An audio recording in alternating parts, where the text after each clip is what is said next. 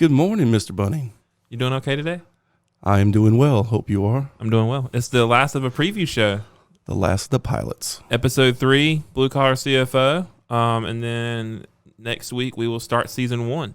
Yes, looking forward to that. Do you have any teasers you might want to throw out there? I've talked to some local business owners that would love to talk. Some of them are nervous. Some of these guys right here. But in general, I think it'd be nice to hear what other local owners have gone through for their up their beginning of their business and how they've gotten there. And I think some of them, teaser wise, would be very interesting from every audience out there when it comes to a woman, man, young, old. So from money, not from money. Yeah, most of them are not from money. Yeah, but their friends have money, so they even fought harder to get to their level because I always felt like they're trying to catch up. Yeah, that network we always talk about. That daddy's money. There you go. Yeah. All right, well, let's get into episode 3.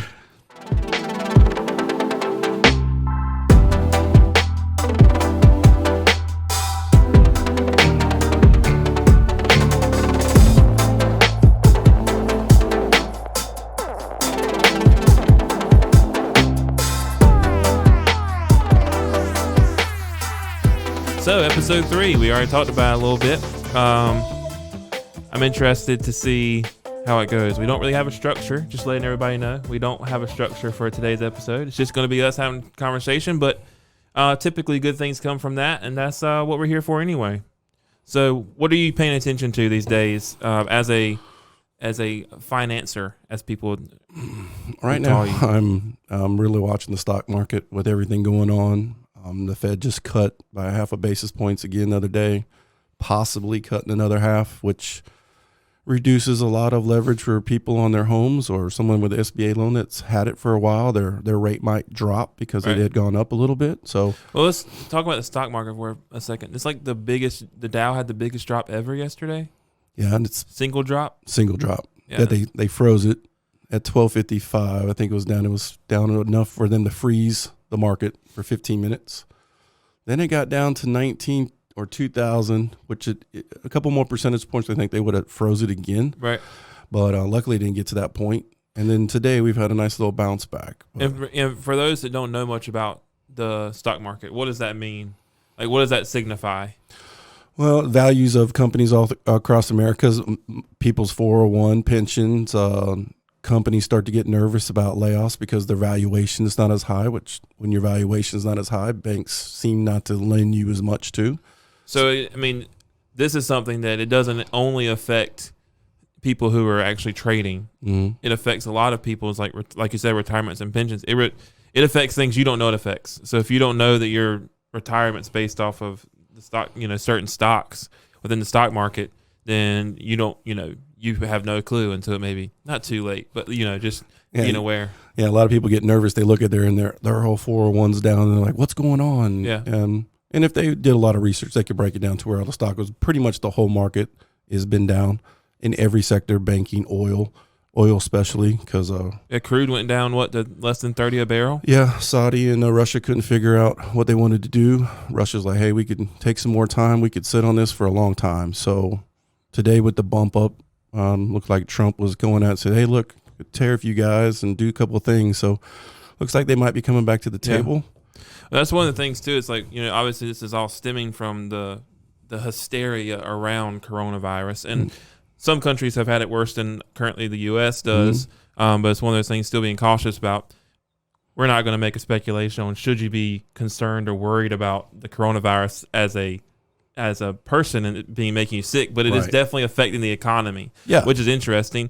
And it talks about, you think about China, U.S. on the same side, a huge trade war for the last 2 years, even more intense in the last 6 to 8 months. Finally, a breakthrough comes, and then coronavirus just basically, if you can even look at the maps around their factory, like the pollution maps from their factories, and the factories aren't working because people aren't going out. They're quarantining. So it's like trade war's over. They took a hit there. Luckily, the U.S. came out on top on that in some different regards.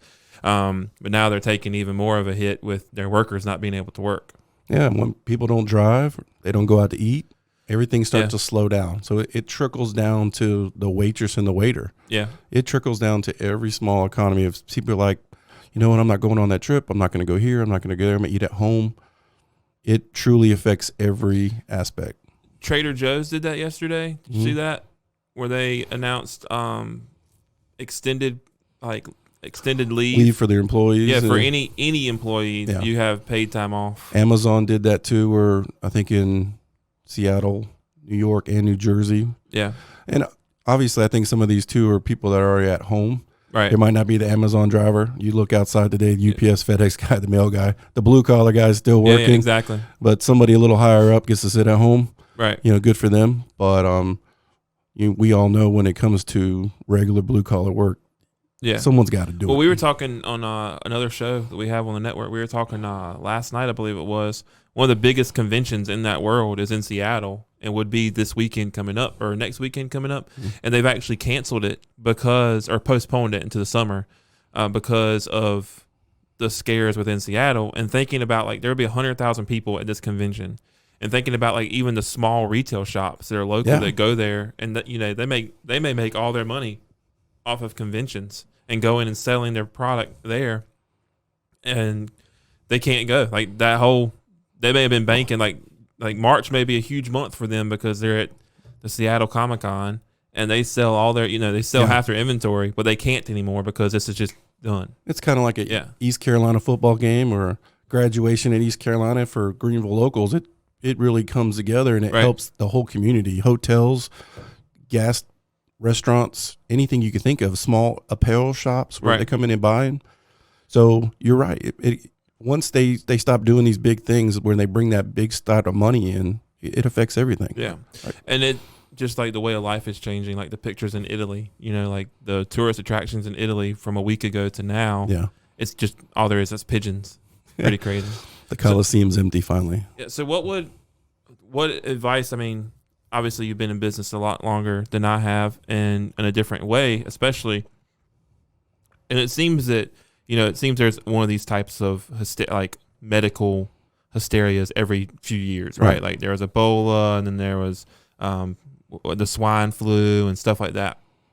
And they all kind of have the same effect, maybe not globally like this one is or is seeming to, but Ebola crippled parts of Africa's economy when it was very big. And that was 18. No, not 18. It was 16, 16. I guess.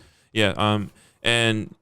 But what do you have what advice do you have for the small business owner who's listening and they are being affected by this, or they are trying to plan for this coming because they know that if things continue, either they're not going to be able to get product in because everyone's running out and everyone's stockpiling, no one's selling, their suppliers aren't selling anymore, or their customers are going down, but they don't want to lay off their people. Right. There's a lot of companies who are temporarily laying people off for this particular reason. It can go back to, for example, when I worked at UPS, and let's say you could see the numbers coming into the trucks, and you could tell they weren't going to need as many routes for that week. Me personally, I was like, hey man, I'll take the week off.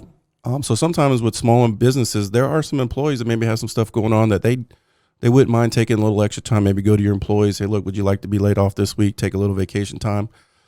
Helps that little bit of cash flow going in, forward without making a huge layoff and affecting the whole business.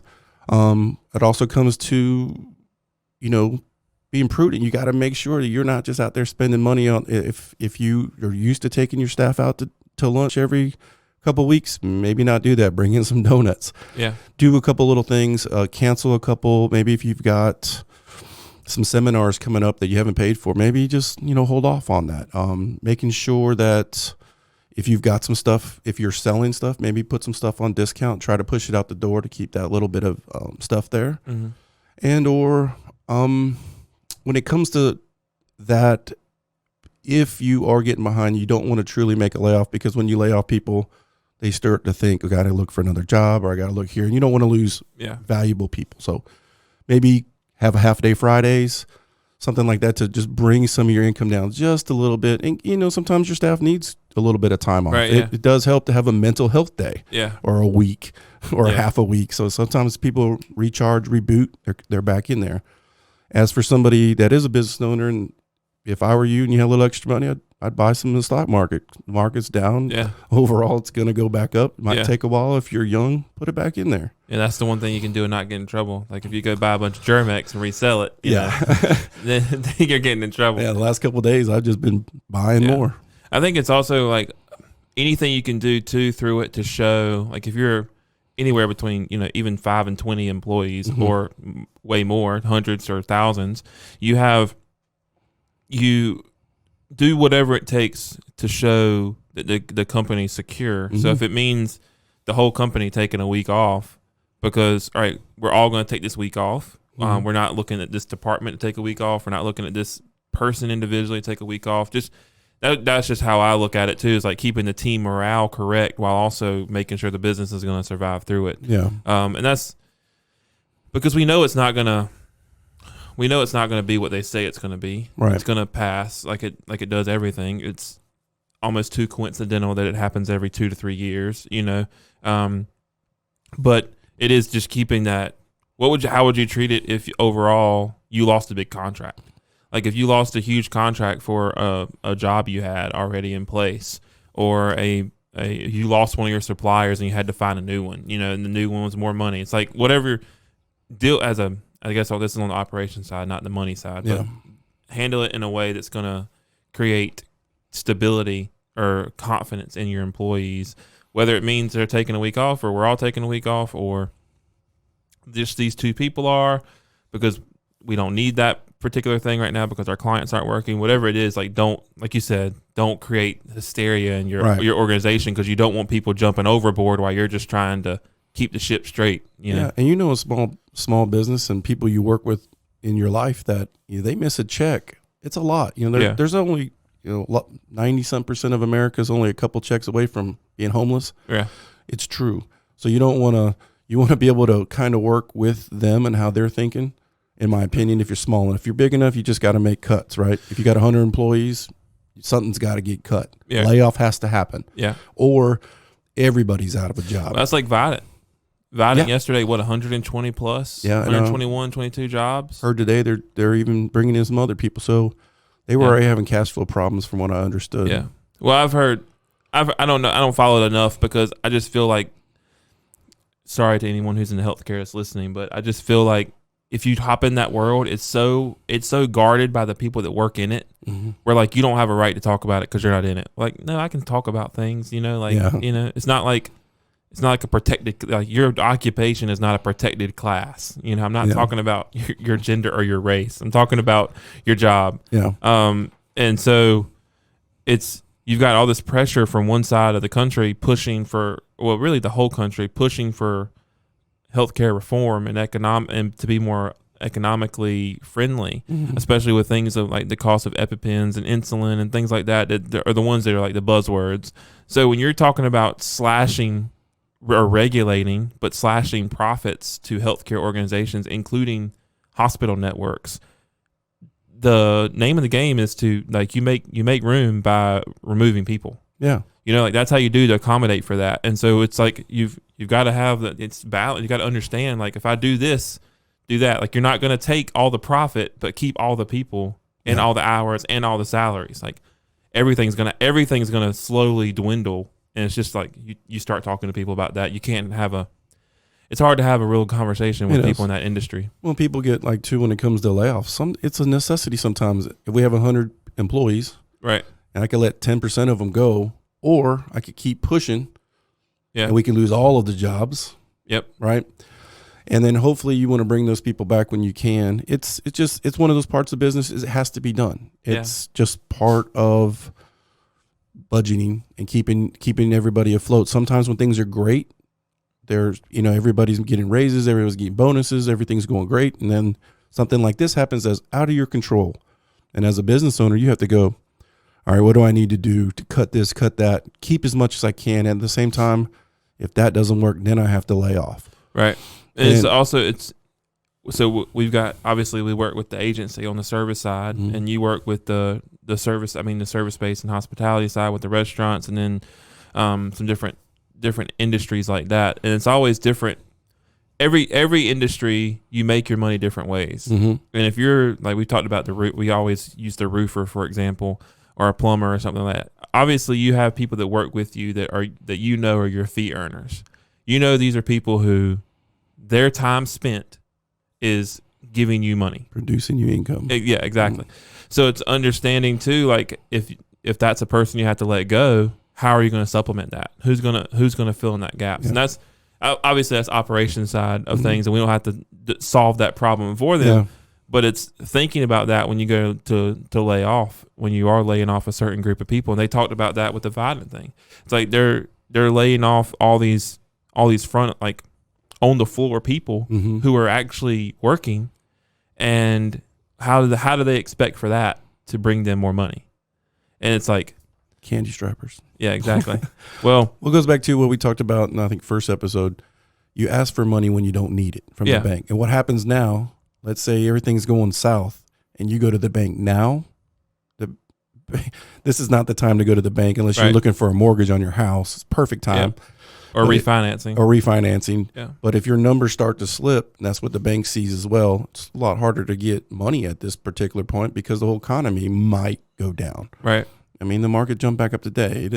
At this point, I think they're just leveling out, seeing where things are, seeing what the people above are going to do, what countries are going to do. Yeah. I think it's going to be fine.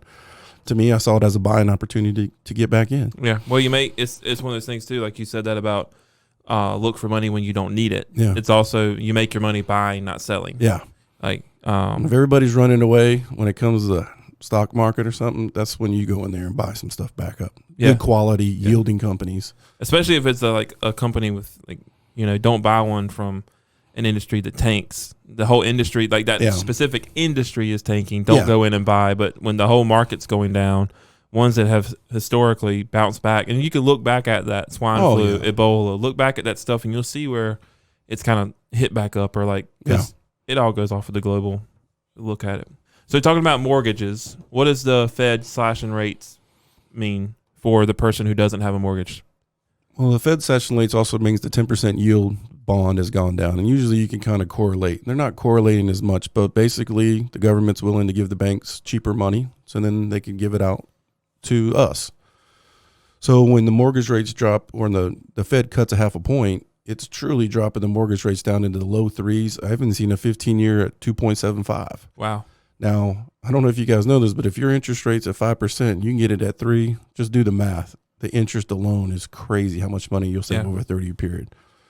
So when they do this, they want to stimulate the homeowner, because the homeowner uses the plumber, the roofer, gas, they food. Those are the people that consistently run in life, so they want to keep that structure together. So if there's fear in the structure, they just bring it down, so it's easier for people to get money and cheaper for people to get money. Things are going great, it goes back up. And then people that are retired are getting a better interest rate when it goes back up, because now the banks can pay you 3%, 4%, 5%, which I haven't seen you probably never even seen in your short period of being an adult. Yeah. What does that mean for the people who have a variable? A variable, this should even do better. So the variable will not go up. Sometimes there's a floor that you cannot go under floor, but if they've been going up the last year because they kept raising rates, and you still have that floor, more than likely you just got brought back down a half a point. And that's pretty big. Yeah, I know my mortgage, I do have a ceiling. Like, I can't go over a certain number, but it also can't fluctuate within like a full point. Full 1 or 2 points. Yeah. Mine's a full point within a year. Right. It's checked. It's done like 3 times a year or something like that, but it can only ever fluctuate either direction 1 full point at most. Right. With yours, with the Fed cut, more than likely you'll see your payment will probably be different, and or your interest will be smaller. Right. Coming up this next. I just pay the same thing. That's good. I pay about 25% more than what my mortgage is on my mortgage every month. Nice. Yeah, but I pay it like the day after, of course. Like, I pay my regular payment, then I go in and pay like 25% of that, if not more, the next day, so it goes straight to principal. Right. Yeah. No, that's perfect. Anyway, it's just one of those things. It's like I budgeted for that, so I do it. And that's good. And a lot of times people say, I should do a 15-year or 30-year. Well, if you don't have a bunch of money, you kind of like that fixed lower rate and just have to pay extra. You have to make sure you do it. I tell people all the time, a 15-year and a 30-year, it's really up to, they're just making you pay it. Yeah. So you can get you a 30-year just in case your wife loses a job or you lose your job and it's not as hard. But make sure you're paying just like if it was a 15-year, it's the same thing. Right. You might just get a better rate if you did 15 years if you lost some PMI on it. Yeah, you split them up. And you do your regular payment that's required, and you do straight to principal. You may get it done in less than 15 years. Or start paying bi-weekly. Yeah. You'll be amazed how much years that'll save. Yep. So we kind of bounced all over the place, but normal. Yeah, pretty normal. But I think it's good to kind of like see how all this works together, especially to the person that may not be able to make heads or tails of what it means for this global economy to be taking a hit like it is, with and then understanding that the Fed slashing rates, that's not in response to, like, they're not doing that out of hysteria. They're doing it almost as in a solution way to help. It's meant to bring a solution and meant to stimulate the economy, which Congress passed the stimulus package. When was that? Yesterday? Friday? I've seen so many. They passed it. That was last week. It was Thursday or Friday. They passed it, and then president and vice president are to announce it today, unveil it, and then it goes to the Senate, which it's not looking like the Senate's going to pass it, I think. They're wary, is what people are saying. Yeah. Well, when the Fed cut, it kind of shocked some people because they thought the Fed knew something even worse. Right. Usually the Fed waits, but this time they jumped in there and they cut it quick, which then made people go, wait a minute, they know something that's even worse. Yeah. Which then made the markets go down even more. But I'm hoping for maybe like a payroll tax cut. People can see it in their checks immediately. But at the same time, if it gets to the point where they're not doing, they might have to get back to the point where they stroke out checks to people, depending on how many kids you have, family. Yeah, that's one of the statements that's been made is no hourly worker is going to go without a check. Yeah, that's one of the statements. I don't know how we pay for all this stuff, but it's great. Well, the stimulus they went in with $2 billion. And then they walked out with a 9.2 or 8. No, it's 8.5. $8.5 billion signed by Congress. Yeah. And allegedly, so this is all speculation because we haven't, the general public has not read it yet.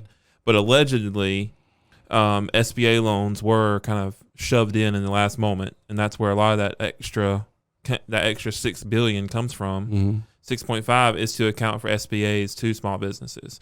Now, there's obviously a lot of politics around it, like everything these days. We can't just do something for the people, but they're saying that's one of the reasons why it was delayed, because they wanted to get that in there. Yeah. But we actually have a sponsor this week. We do? Yep. Wow. They may actually be one of the bigger sponsors of the season coming up. So let's take a moment and thank our sponsors. This week we have an ad. One of our ad spots is from Sprightly CBD. Sprightly CBD. It doesn't matter if you're a professional athlete, a stay-at-home parent, or you spend 8 hours a day in your office chair.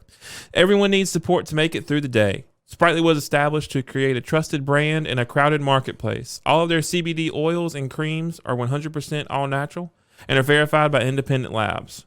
All products are completely grown, sourced, and processed in the USA, straight from trusted farm sources, including Eastern North Carolina farmers. Sprightly is both full-spectrum and broad-spectrum oils that range from 0% THC up to the legal limit of 0.3% THC.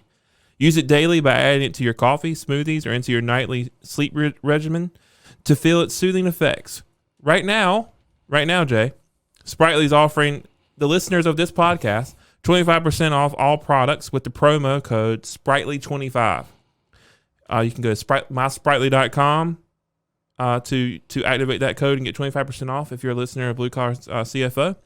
Once again, that is mysprightly.com, mysprightly.com, mysprightly.com.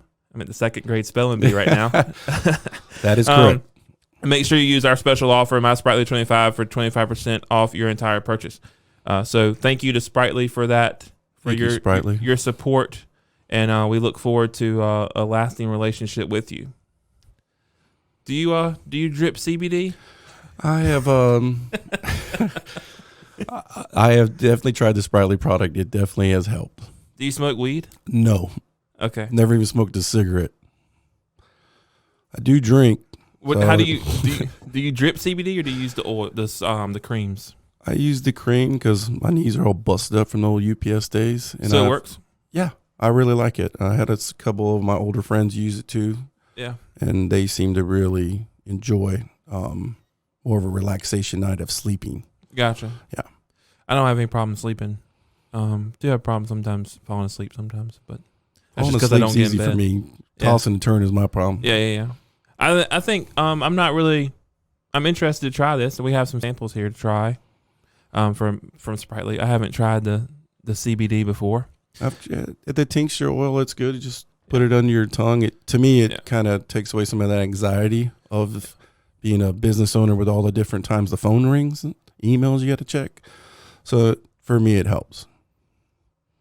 And I'm new to the product, so I really enjoy it. Yeah, I'm interested. I'm glad they've come alongside the show. I'm interested to give it a try. I've kind of had a mindset with CBD kind of this whole time. One of my friends is a hemp farmer. He has about a 200-acre hemp farm, and some other folks we know are in the business of the CBD and hemp cigarettes. But I've always just had this like mindset of it still not weed. You know, since I guess I never tried it, like it makes it work a little better. It's just like, okay, you know. So anyway, but back to the show again. Thank you for them. Hopefully, they will stick around as a sponsor. We haven't completely diminished their product. I am interested to try it. There are times like with the jobs we work. Anybody who can. This is not finance, but anybody can relate in the service-based world. It's hard. It can be extremely hard to turn off the constant emails. Like we use Slack, we use a project management tool. We obviously social media, like we run social media accounts, so we have tons of those notifications. It's just like that constant, like without throwing your phone in another part of the room, and even then, it's like the stress of actual work that your phone keeps you from. Knowing something that is there that can kind of ease that anxiety a little bit. I'm interested to give it a try without the anxiety that comes from other indulgences. Probably 2 to 3 times a week, I would cut my phone off for 15 minutes and you just meditate, just to cut it off, just so it doesn't go off. Yeah, I won't even put it on silent. I just cut it completely off because I don't want it to buzz. For some reason, I have a problem because I feel like I have to take care of everything that comes in immediately. I wish that was different about me. I think UPS kind of installed that in me. Yeah. Go, go, go. That's how. So I used to be like that. Now I kind of slowed down a little bit, but I think I'm interested to give it a try. You should. Not just because they're a sponsor, but because it actually is a really good brand. We're being very selective with who we allow to be a sponsor of the show. And I just broke protocol with cameras. I'm really sorry, Christian. So if you're listening to audio only, we have a protocol with cameras here. Go check us out on YouTube. Be sure to subscribe and with your post notes on. Anyway, we're being very selective with the brands that we bring on as partners for the show, and with any show on React Network. And Sprightly made the cut, and we are the first cut. They're one of the first. They're in the freshman class of advertisers. Got a few others that may make an appearance in the next few weeks, but we are excited to have them in a part of the family, and I'm excited to try the product. I think you'll enjoy it. Thank you. So let's see. We talked about our speculations for the stimulus package. You think there may be a payroll tax cut? Yeah. And we think there may be something for the hourly worker, as well as we think there may be some SBA stuff kind of shoved in there last minute. Could actually see checks getting cut back to families and individuals. Yeah, that's what they have claimed. Mm-hmm. We talked about how the Fed, like why the Fed slashed rates. Talked about the stock market. Now's the time to buy if you're looking to get into it, but also understanding that it's going to bounce back. So if you are worried about your 401k, if you're leaving your job, so think about the person who's working their side hustle and they're leaving their job to make it full time, and they see their retirement start dipping. They're like, that if that's giving you cold feet, understand that just be patient. It could come back. It will come back. It's just a matter of time.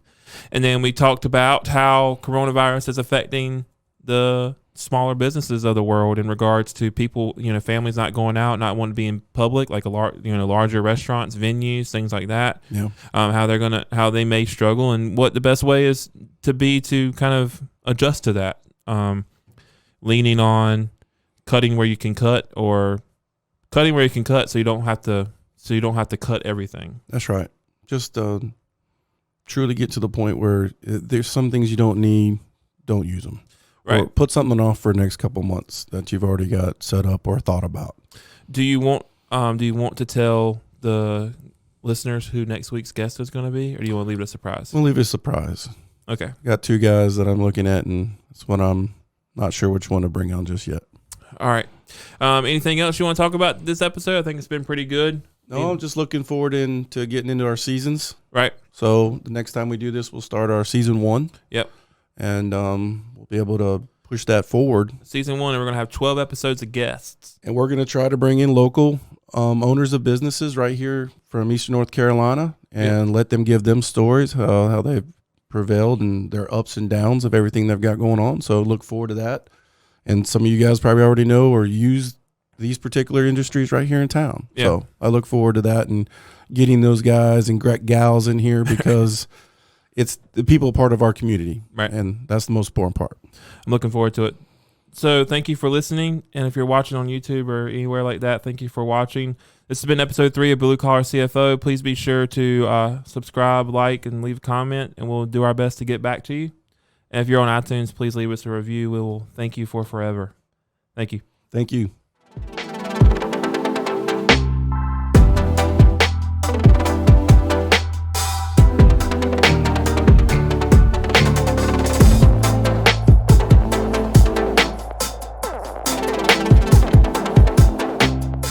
Blue Collar CFO is a React Radio production. All contents are filmed and edited in the React studio. For past episodes, as well as our sister shows, check out reactradionc.com. Thanks for listening.